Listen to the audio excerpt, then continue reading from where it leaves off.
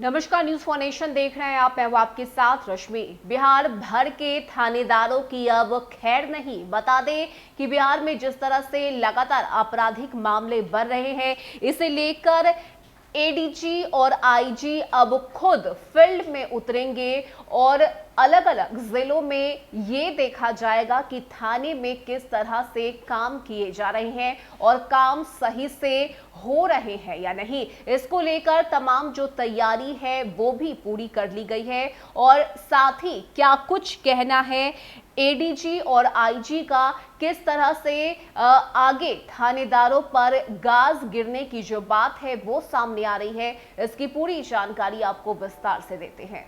बता दें कि एडीजी और आईजी डीआईजी रैंक के अफसर एक बार फिर फील्ड में पुलिस के कामकाज की समीक्षा करेंगे। बुधवार और गुरुवार को अफसर गृह विभाग द्वारा पूर्व में आवंटित जिलों में रहेंगे और विभिन्न थानों में पुलिस द्वारा अपराध की रोकथाम और अनुसंधान कार्यों की समीक्षा के साथ एंटी लिकर टास्क फोर्स और ब्रज के कामकाज का मूल्यांकन भी करेंगे। डीजीपी एसके सिंघल ने मंगलवार को पुलिस मुख्यालय में बैठक और साथ ही फील्ड के अफसरों के साथ वीडियो कॉन्फ्रेंसिंग में यह आदेश दिया है। डीजीपी एसके सिंघल ने एडीजी, आईजी और डीआईजी स्तर के अधिकारियों के साथ आईजी, डीआईजी को भी गृह विभाग द्वारा आवंटित जिले में कम से कम एक थाने का निरीक्षण करने को कहा है। इस दौरान हत्या, डकैती, लूट, फिरौती के लिए अपहरण, रंगदारी, महिलाओं और एससी एसटी के विरुद्ध अपराध के साथ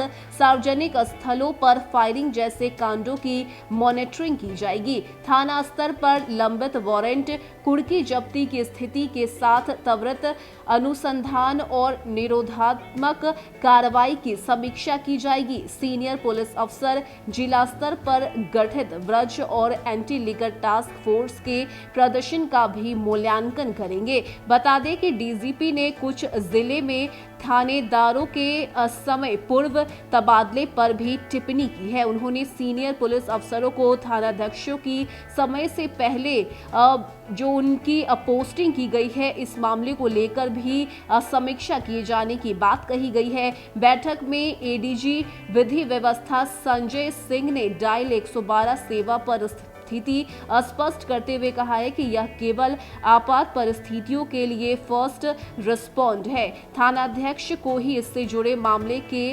आवश्यक और अपेक्षित कानूनी कार्रवाई करनी होगी। एडीजी मुख्यालय जीएस गंगवार ने जिले में लंबित विभागीय कार्रवाई का अविलंब निष्पादन करने का निर्देश दिया है। तो बता दें आपको कि डीजीपी एसके सिंघल की तरफ से यह आदेश दिया गया है, जिसके बाद एडीजी, आईजी और डीआईजी जो है वो अब अलग अलग जिलों में जाकर थाने में जाकर जो कामों की समीक्षा है वो करेंगे।